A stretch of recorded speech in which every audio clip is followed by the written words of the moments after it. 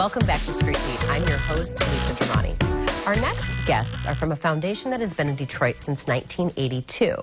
Ever since, they've provided an array of services to the people and problems of homelessness.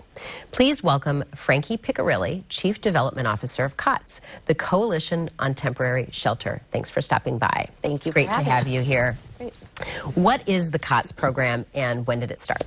So COTS has been around since 1982, and really it was started by a group of organizations that got together to buy an old hotel in Midtown. So we actually, our emergency shelter is in an old hotel, and it really became a roadmap for the rest of the country because prior to that, homeless shelters were in church basements or community centers, and it was beds that lined up. And what made COTS different is that it gave a little bit of privacy and dignity to the homeless people that we were serving. So each person got their own room with a bathroom. So this really became a model for the rest of the country. And from that, our services have grown. And you said there are 3 different locations now, right? Yep, there's 4 actually, I'm sorry. 4, okay. Yep, Peggy's Place is on the northwest side, and it historically has been for transitional housing program for women and children. West Grand Boulevard is now permanent supportive housing, and it's 7 units of apartments. And Bursmeyer Manor is also permanent supportive housing, also on the northwest side. And that sounds like it probably was an old apartment. Bursmeyer Manor is a series of apartments all along the road. Oh, how perfect. That sounds really neat. What is the goal of COTS, and I guess what was the inspiration really to start it up, and did you realize it was going to grow so much? So I believe the original inspiration was really just to help with the homeless problem in Detroit. From that, we've really grown to serve families very well. In 2007, we opened Bright Beginnings. So we're one of the only homeless shelters in Detroit that has a daycare, a fully functioning state-certified daycare in our facility. And then after that, families were coming to COTS because we had a reputation for serving them well.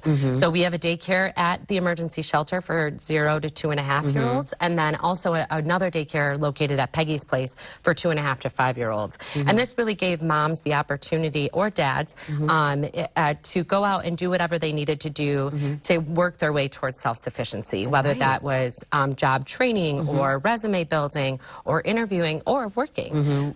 So our daycares are free to our residents for up to a year, and then after you move on out of our emergency shelter or out of our programs, you can come back and still send your kids to our child development centers for a certain amount of cost. That's so great, because I've never even heard of a shelter that actually has child care. And that makes such a difference, because it enables people to go out and actually get a job and try to get on their feet. Absolutely. So it sounds like you have great family services. We do.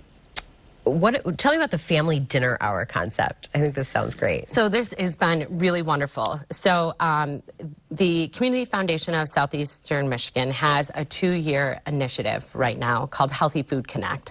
And the purpose of that initiative is to provide seniors and children with healthy food options every single day.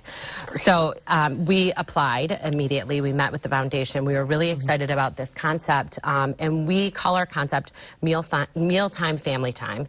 And the purpose of this concept is a couple years ago, in December of 2015, our emergency shelter went completely family only. And when we did that, we changed our rectangular dining room tables to round tables. And the premise of that, sharing a meal, is more than eating food. It's about sharing time with your family. And so this fine dining experience that is generously donated through this grant from Community Foundation really helps us to drive home those points. So once a month, we have a very special dinner.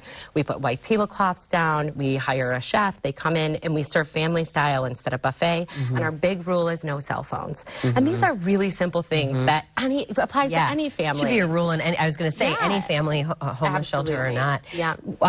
Quickly, I want to touch upon, as we end this segment, why is COTS such an important program in Detroit, and how has it affected such good change in Detroit? So I would like to speak to the last couple of years of how we've really shifted our framework. So we now, we've hired 3 mobility coaches that work with our families. And we focus on these 5 main things. So housing is at the heart of everything we do. But we also focus on financial empowerment and health and well-being, education and training, and career development. And our coaches work with our families on all of these things and help them goal set based on what they want out of their life. life. And I think that this concept, this framework that we are doing every day in the work and infusing in the housing work has really changed the success rate of so many of our families. And I think that is really our future. Yeah, and you're not just giving shelter, you're also essentially giving life coaching. Absolutely. Which is a great luxury for those families. And to see that, access and network. Yeah, and to see that kind of change in Detroit is just so great. Thank you. Thank you for that work, and I look forward to watching it grow even more over the next couple of years. To find out more about the COTS program and how you can get involved, visit COTSDetroit.org.